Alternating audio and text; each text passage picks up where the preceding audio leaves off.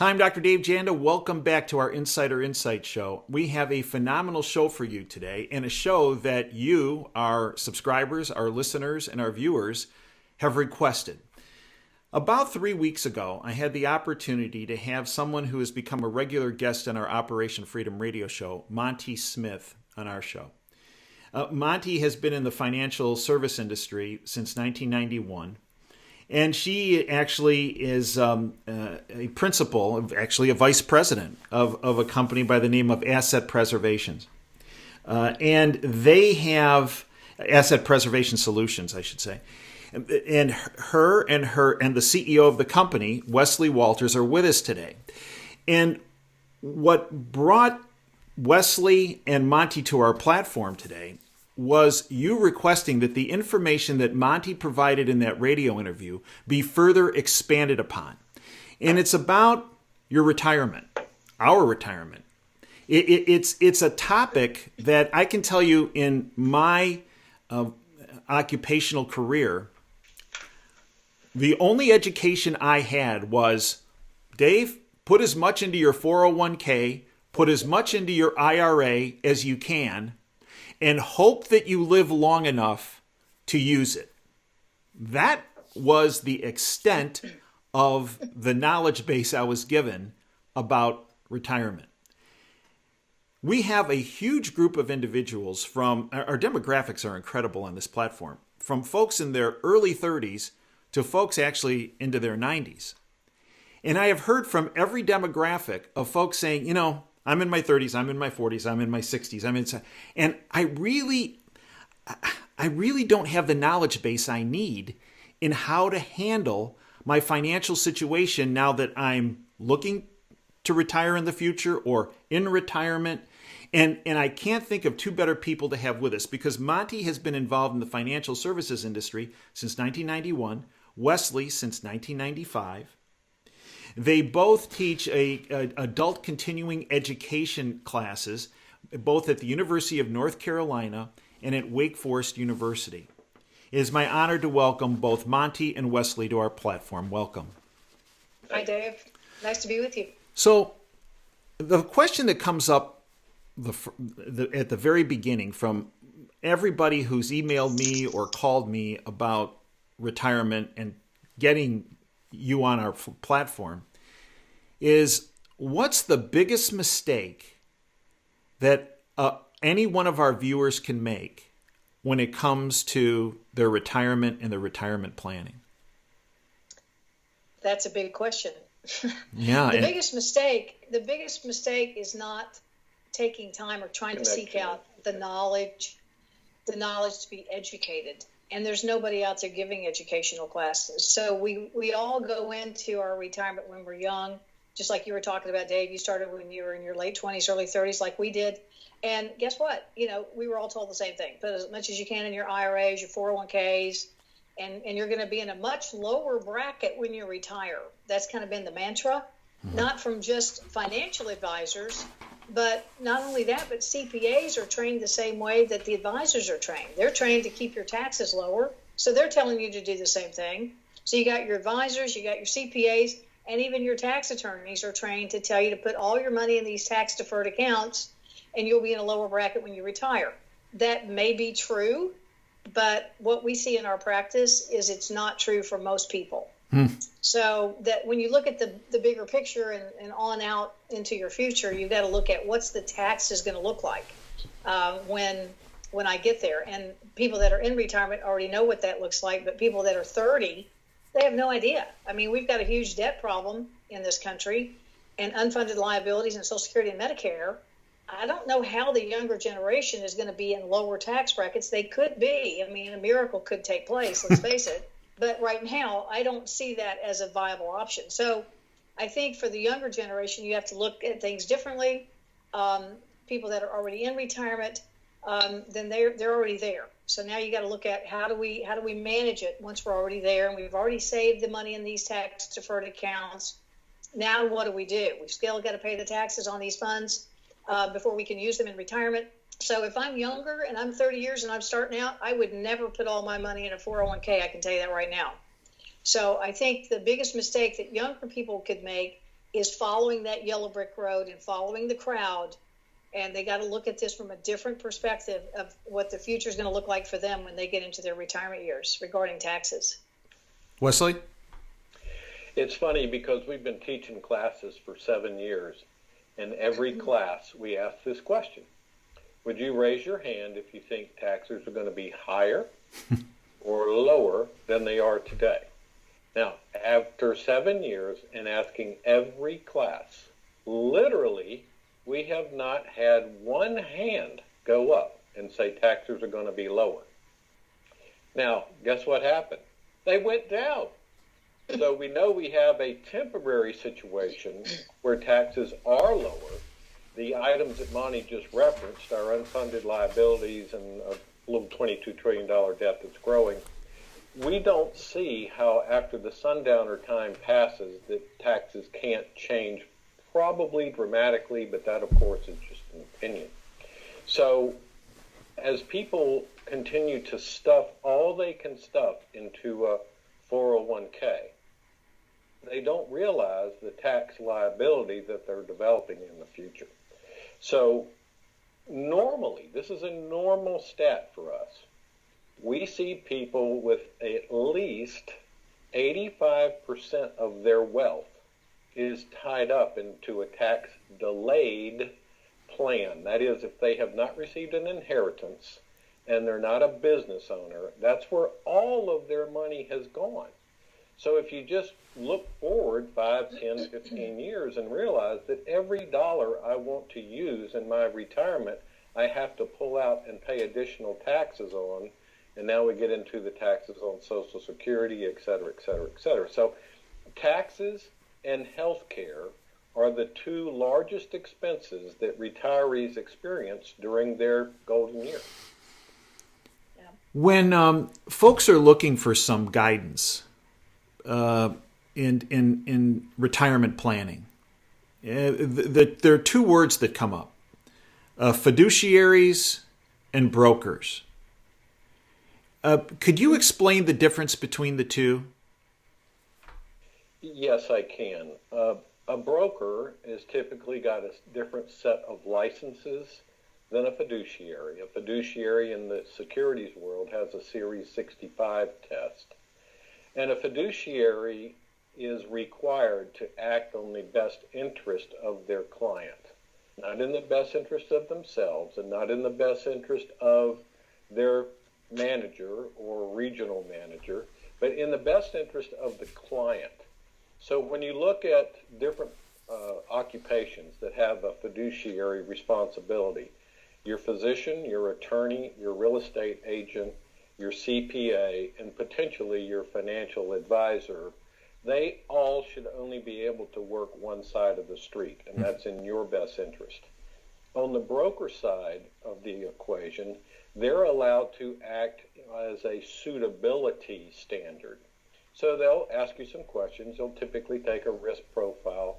And once they establish your profile, they can do things that are suitable for you, but that doesn't mean it's the best thing for you. So it's a question of where are fees being generated from either side of this equation. How does a fiduciary generate fees? How does a broker generate fees? And you'll see actions are taken that may cost consumers money, and they also may not fully understand or be totally transparent with recommendations that are being made. Monti, do you have anything to add to that?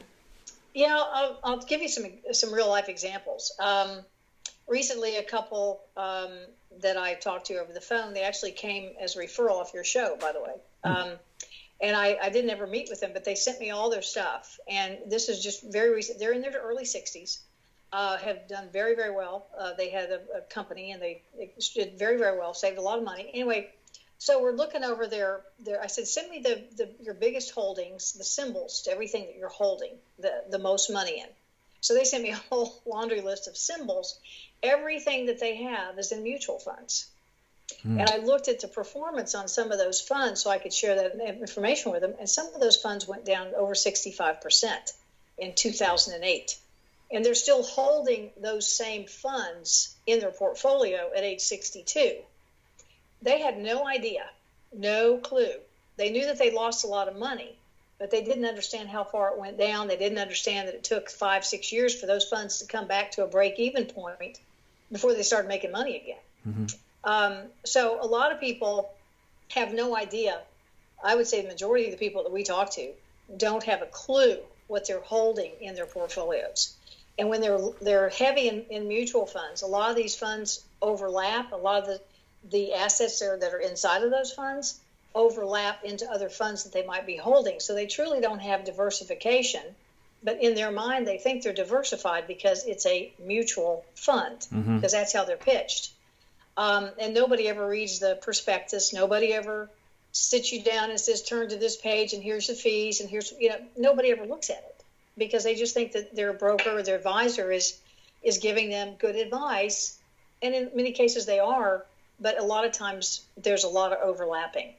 So that's why we give classes. It's to help people understand the different instruments and the different things that are called mutual funds or ETFs or all these different things that are out there. Most people have no clue what they are. They just know that they think they're in a diversified portfolio. They think everything's going fine. As long as the markets are going up, everybody thinks they're fine. And if the markets are going up, everybody is fine. But when the markets go down, then you have to understand, are you holding things that are going to go down hard? Or are you holding things that are going to hold up reasonably well in a down market? And if so, what are those items? So we see a lot of this confusion when people come in to see us. Now, as I mentioned, you both teach these adult continuing education classes at Wake Forest and University of North Carolina as a team. You've been doing this for 7 years, I believe. What's the most surprising aspect of those classes that the two of you have taken away? Just the sheer lack of knowledge that people have. They're thirsty. They're coming for knowledge. They're wanting everything you can give them, and they really enjoy the classes because they come in, they get a workbook, they have homework. We used to teach a 6-hour class, and now we've narrowed it down to 4, and 4 class to do a whole class, and then we do a 2-hour and 2-hour in 2 parts. People take notes. They ask a lot of questions. People are very, very clueless about Social Security and the taxation on Social Security, the taxation on Medicare.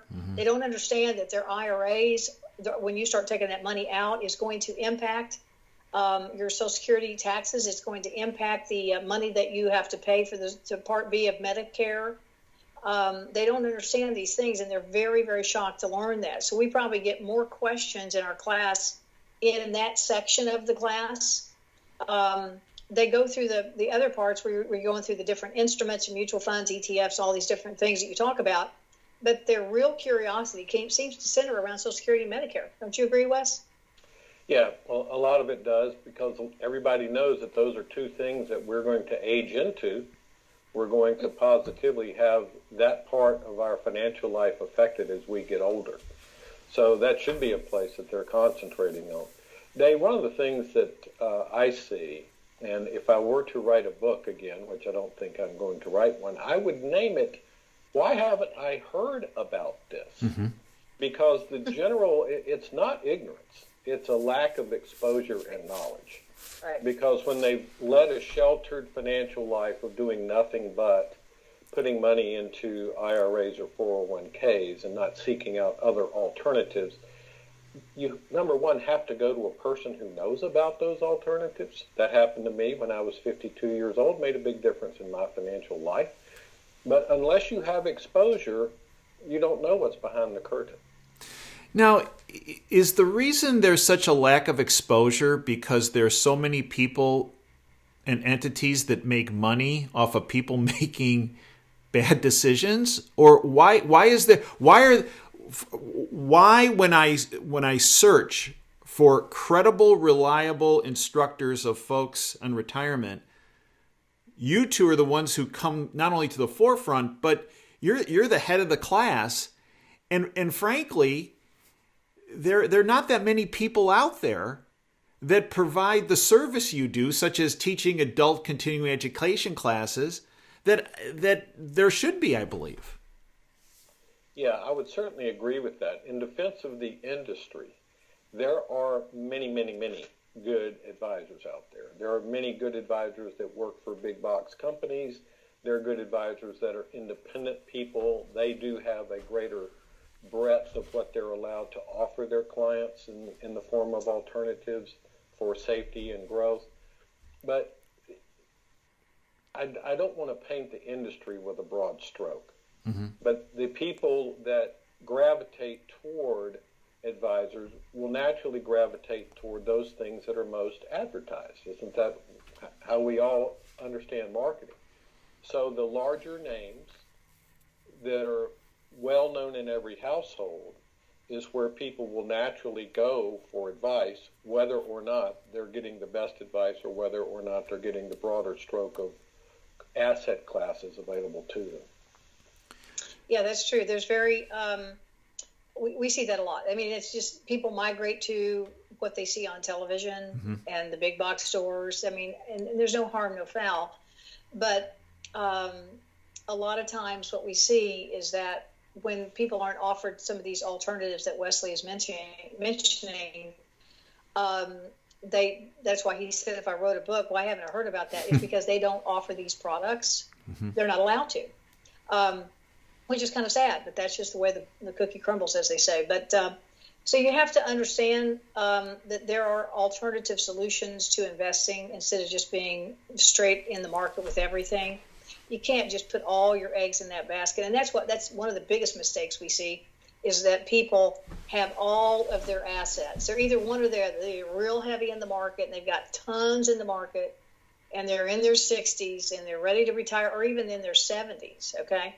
And they have very little money outside the market. And then we see the flip side of that, and they've got everything out of the market. They've been sitting on the sidelines in cash since 2009, and they're heavy in cash making no money.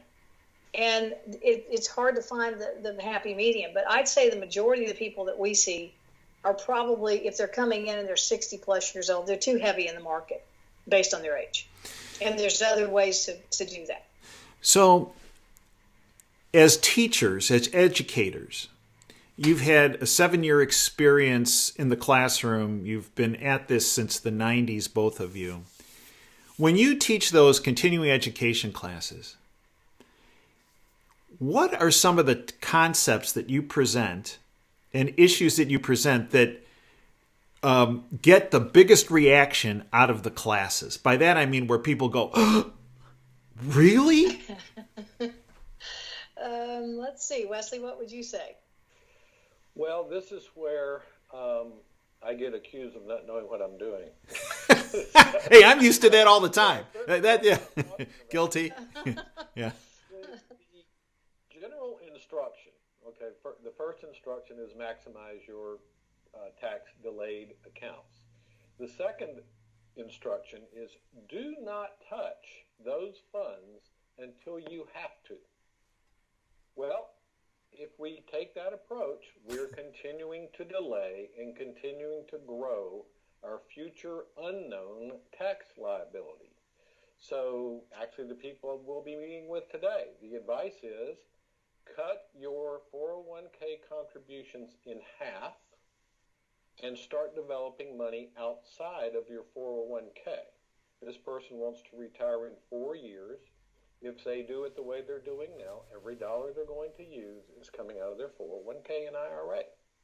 So we're a proponent of not only reducing the amount that you're putting into your 401k, but starting to take out money to put into either a Roth or just outside of the tax-delayed environment now, while you can stay in the same tax bracket. I won't go into a lot of detail. There's a little formula for that. But they really are, nobody is telling them to reduce the amount they're putting in or start strategically withdrawing money from those accounts now. Monty? So here's what happens. So we in our class, we go, how many people are maxing out on your 401k or your 403b? And most of the people that are in the class raise their hand. Right. Yeah, we're doing it. Right.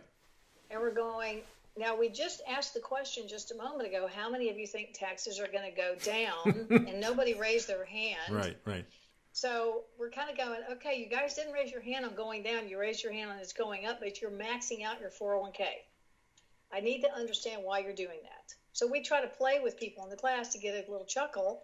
And I think they finally go, okay, yeah, I get it. So we're of the belief that if you're getting a match on your 401k, whether this is a 30-year-old, a 40-year-old, 60-year-old, doesn't matter. Put enough in to get the match and stop. Put the other money in something else outside of a 401k. Let's talk about a 30-year-old for a moment, or that younger age. When you're 30 and you're probably getting married, maybe having your first child, got your first home, your job, everything's starting to click, and your employer matches 6%. If they do, that's great. That's a great product. That's a great program. Put the 6% in yourself and get the match. But most people are putting more in if they can. And then let's say they borrow money out.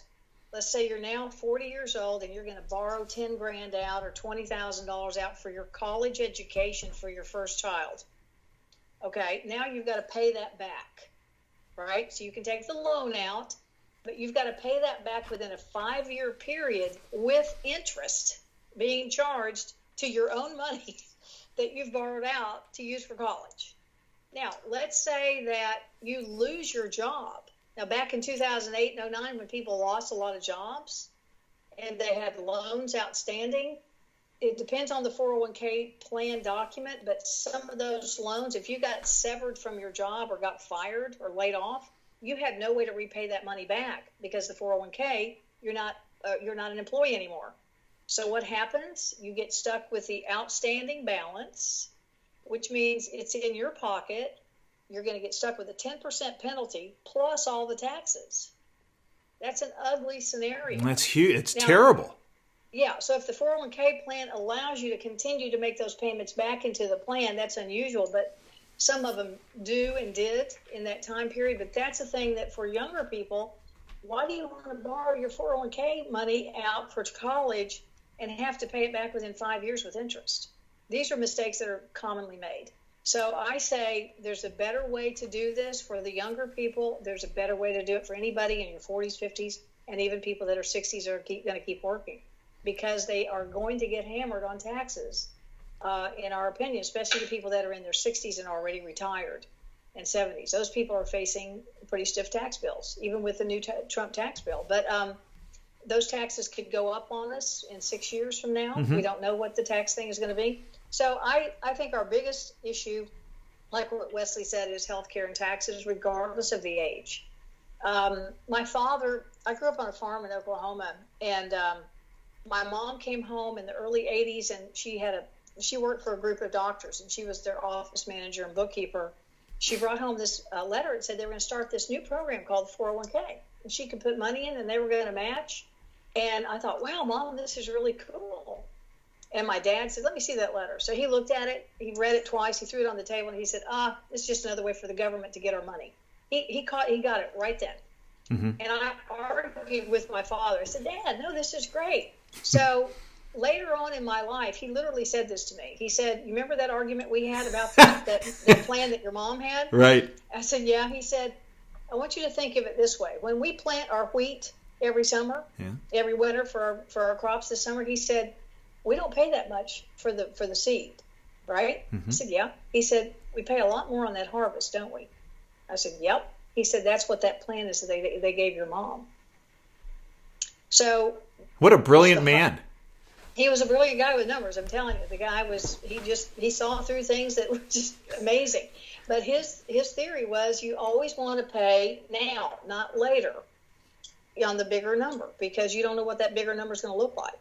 And I didn't agree with him at the time, but I agree with him now. You know, it's interesting. It was similar advice that my dad gave me about putting money in your retirement, but don't put all your money into your retirement, because one, you might not live to see it, but number two, he goes, you're relying on the government. You're relying on government actions of what they might do as far as he mentioned, taxation. And his family got pretty beat up, if you will, with they were in the brewery business, my great-grandfather. And the government Really? came in and shut down his business in Prohibition. Took the business away. Wow. And it ended his life. He had a stroke about it. He had a big business in Chicago and was one of the biggest brewmasters in the Midwest, if not the country. And my family's philosophy has always been, do not trust Right. the government and their actions. Well, they can change the game anytime because, Yeah. 401ks, IRAs, SEP plans, 403Bs, 457s, all these acronyms, those are government programs. Right. And they can change the game anytime they want to. I'm sorry. I'm not sure they're going to. And it's They interesting could. because when my father was still alive when Roth IRAs came out, and Wesley, you mentioned Roth IRAs, where you pay the tax, if you will, up front, and you don't have to pay the tax when you take it out. That's the concept, the basic concept, correct? Well, Yeah. my dad would say, that sounds great, It is but great. we're trusting that they're not going to say, yeah, you paid the tax now, but, well, we're going to institute some surcharge tax years down the line because we're fiscally irresponsible and we've driven the country into terrible debt. Now, I realize that the chance of that happening is small, but that's why he always had a question about the Roth IRAs, which is kind of similar to your dad's concerns about, how you likened My it to mom. a harvest, right? Right. Yeah, it's paid the tax. Is that a and concern anyone should have? I think so. It should. Wesley and I both agree on that. And we Yeah, talk about this in our class. I wanted to add a couple things on what Monty said. Is people continue to overfund their 401ks. There's a chronic lack of capital to people that are not retired. They just don't have outside money. Right. So, it prevents being able to take advantage from opportunities that may arise. It prevents being able to stay out of credit card debt. There's a lot of things out there that capital is always something that a consumer and a business person needs as well. On the government programs, we've got this required minimum distribution age. It's 70 and a half. Mm-hmm. And at 70 and a half, however much you've got in your account, you have to take out 3.65%. What if those were changed to, okay, now it's 67 and you have to take out 6% the first year? There's nothing that's preventing that from happening. And as you watch on a practical basis the growing debt, where is the money going to come from? Mm-hmm. It's going to come from people that have money, and there's trillions upon trillions of dollars sitting in retirement accounts at this time. I think the count is somewhere around 28 trillion. And we see this at state governments as well. Here in Michigan, they never used to tax your retirement savings as you pulled them out. Now, of course, they do. Mm-hmm.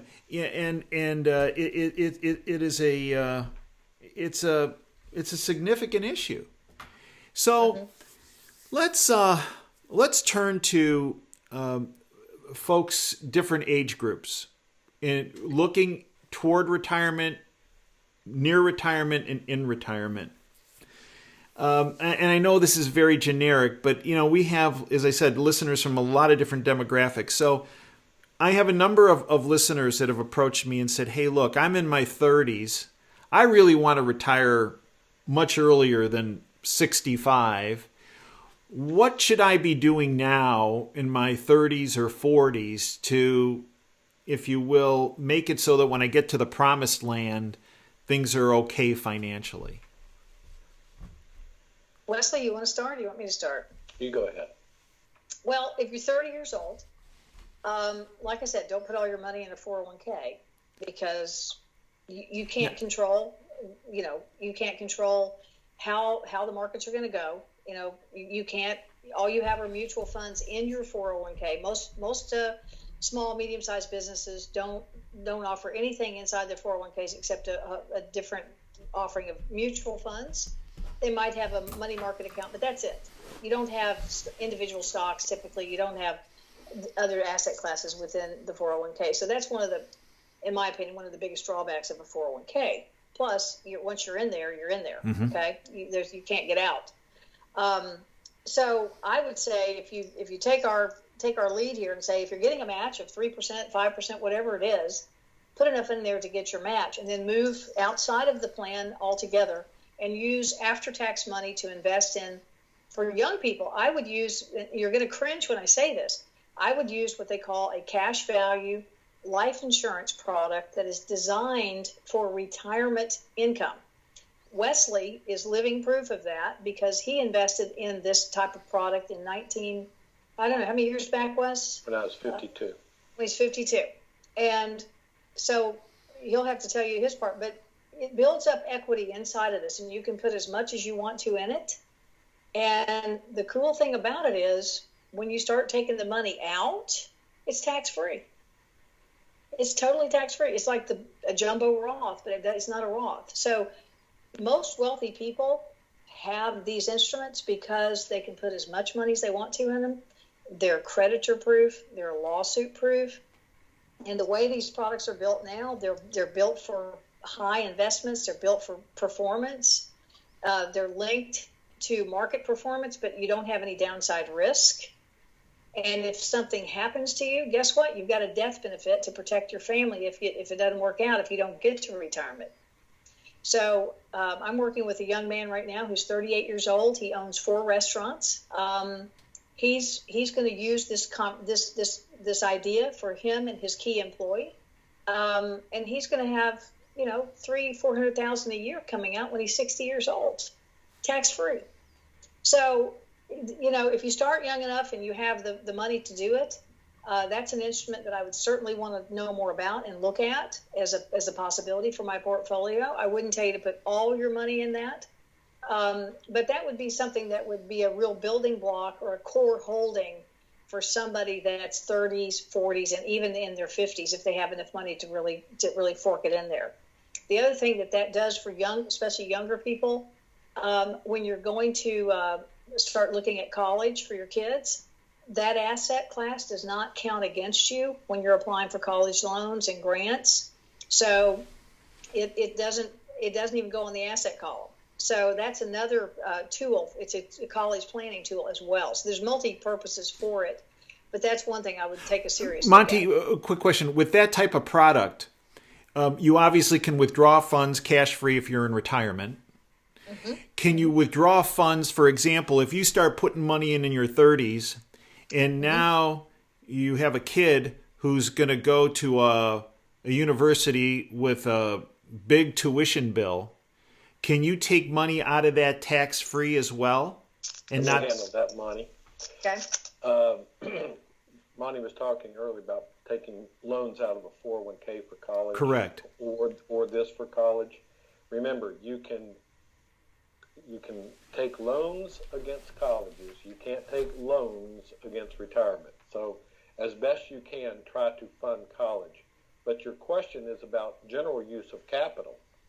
So I'll give you my use that happened in the last 30 days. I have purchased hopefully my last home in my life. I purchased this home while I had my previous home. I called my insurance company, said send me X amount of dollars. It was there in a week, and yesterday I sent it back. So that capital was available to me on a no interest rate basis. They credited me 6%. I paid 6%, so it was a wash loan. It's capital that's available. I don't have a timetable that I have to pay it back. It's on my own terms. So here's a great way to buy a car. Instead of going out and getting a 7-year loan, which you're going to get a new car after 3 years and you're going to stay upside down, you just pull money out of your reserve capital in your policy, pay yourself back over 3 or 4 years with interest. So it really changes the dynamics of lack of capital in a person's life. I have a chiropractor. He started contributing about $50,000 a year into one of these instruments 4 years ago, and he's had to borrow from that twice to fund 2 different things. Mm-hmm. And what he did is he took the money out, which was tax free. He loaned it to his business, okay, and his business then paid the money back with interest. So it created a tax deduction for his business while he was paying the money back to his own insurance contract. So there's multi-purposes. So if you've got young 30, 40-year-old entrepreneurs out there that are business owners, this is a fantastic tool, very underutilized, very, very little people understand it, very little people talk about it to this demographic. In my opinion, it's very undersold, and it's an underused product that needs to be looked at, in my opinion, for the younger generation, because I think this is where people will get the most traction. It should be one of their core holdings in their overall portfolios. Well, it's interesting you bring that up, because when I was younger, a number of my colleagues, docs, and all due respects, most docs are financial morons when it comes to investing. And I've had my few of those as well. But what they would always see is their 401k that they were putting I had certain colleagues that were pouring everything into their 401k, and then they were becoming, as Wesley said earlier, capital deprived when they needed it. So what they were doing is they think they were making this huge, great financial decision, because, I'm going to take the loan out of my 401k because I'm going to pay that back to myself with the interest. When in fact, as my dad was still alive when I was telling him what some of my colleagues were doing, he's going, Dave, these people are just proving how ridiculous they are financially, right? So docs, because that's what I'm most familiar with, see that big capital bogey out there they can pull in to use. They see it as their 401k, when in fact this other what do we want to call it? Product. It's a life insurance contract, is what it is. Right. So you have the added benefit of a life insurance policy, correct? Right. And you have this capital appreciation that you can use to fund whatever you might need it for. As you said, Wesley, a car, right, a tuition bill, a purchase of a house. And then when you pay that money back, it comes out tax-free. You don't have a stipulation on how soon it has to go back in, as with a 401k. And then you can take that and you can pay yourself that interest. In your chiropractor's case, is business paying interest back into that account. Right. You can be very creative with it. There's a guy out there that used to call this, it says, become your own banker. It's been used in this environment as in that concept. So you can overfund these contracts, these life insurance contracts that are built for high growth. They're built for speed. Let's just call it that. They're not built for just getting a little bit of interest. They're built for high growth on the product. So that's what the attraction is. Once people learn about it, they're like, wow, I didn't understand that about these products, because they think life insurance and they associate it with dying. Right. But the living benefits on these new products are incredible, because they also come with critical care. And you being a physician and attuned to the critical care crisis that we have, so the death benefit turns into, you can pull that money out for critical care and cover your long-term care needs. So you kind of get three things in one: investment, death benefit, critical care, all wrapped in which one. is extremely important, because both of my parents had long-term care policies,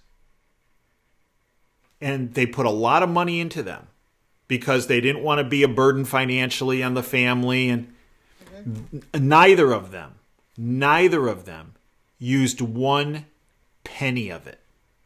That's the bad rap on long-term care. Right? So if they would have taken that money and put them into, and I don't know if these products existed back then, but put it into something like this, they would still have the life insurance benefit. They would still have the capital appreciation benefit if they needed it for long-term care, but not one of these things where you either use it or we keep it all, or lose it.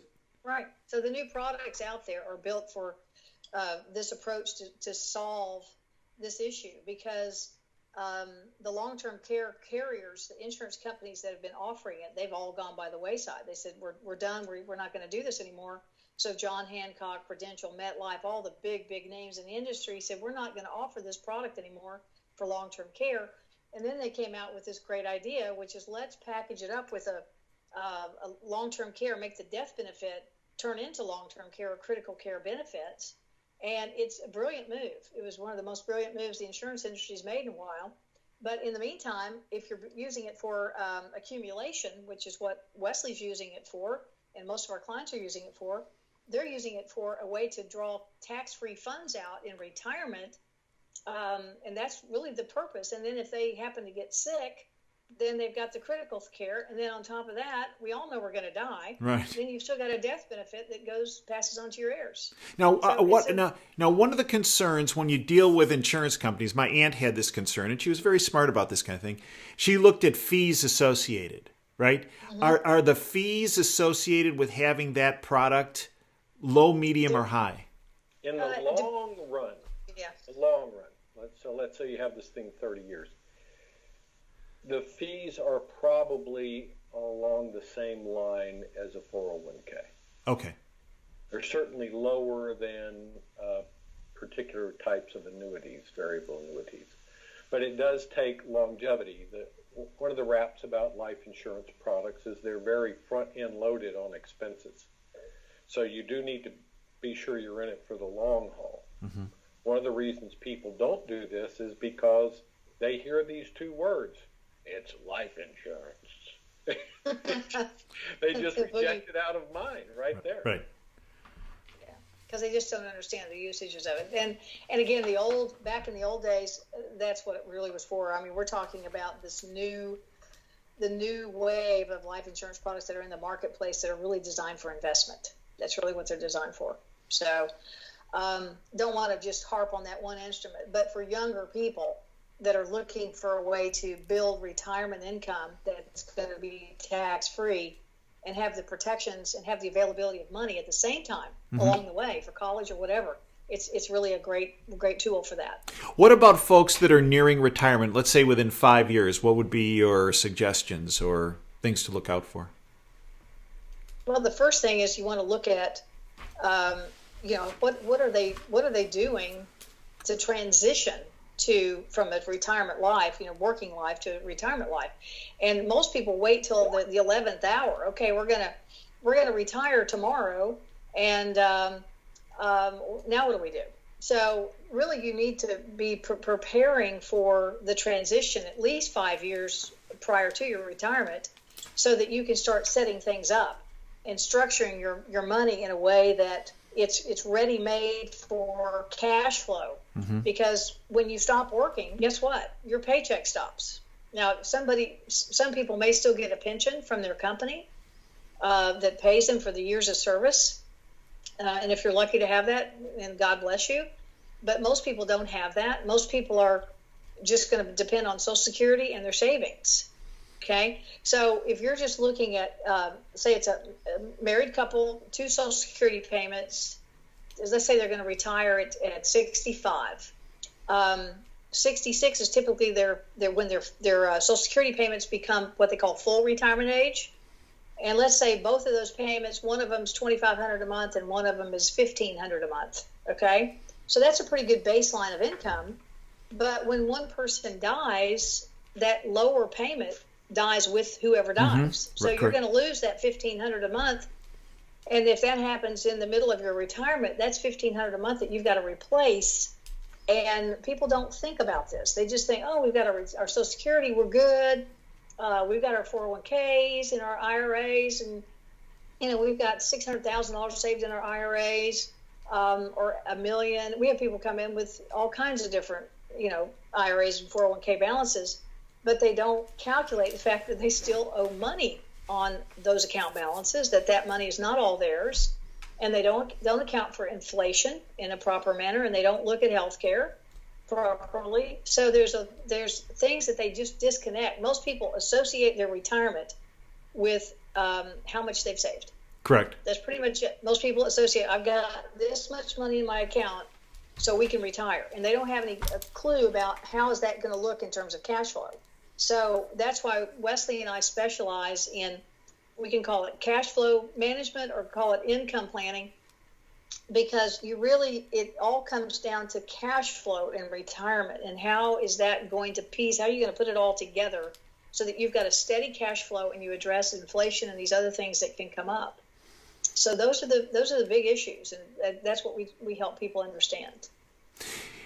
Well, I know Wes has some clients coming in, and we'll end this particular segment of the interview. We're going to have you back on a number of different occasions, both on the radio and on this platform. How can folks get in touch with you? How can they learn more about your classes? And are you going to provide? Are you planning on providing some type of a class structure where folks can view your classes through the internet rather than have to fly down to the Carolinas? Two things there. We were talking about this. Sorry. We are leaning that way to have something online, but we are part of a larger organization that holds classes all over the country. So there might be an easy way for your listeners to be able to find out who they are. Let us get back to you on that. But it would be beneficial, even if they have an advisor or they think they have their own plan structured right now, just to go for the educational purposes. It's up to the students if they want to engage their instructors. Very good. And how can folks get in touch? How can folks get in touch with you? I think the best way is to email us. You can email Monti, Monti, at assetpreservation.net, or you can do the same thing, but Wesley at assetpreservation.net, and you can reach us there. And we also have a toll-free number. Yep. And that number is 800-675-1967. Say it again one more time. 800? 800-675-1967. Okay. Well, I'd like to thank both of you for your time and everything that you have done, are doing, and will do. As I mentioned, we'll have you as regulars on our radio show. We'll have you back on our platform. I thank you for what you do to empower folks to really enhance their financial freedom and their security, because very few folks do that, and I thank you for doing so. Thank you. Thanks, Dave. We appreciate for having us. And thank you. And as we close every segment, folks, thanks for your time. Dream big and dare to fail. This is Dave Janda signing off.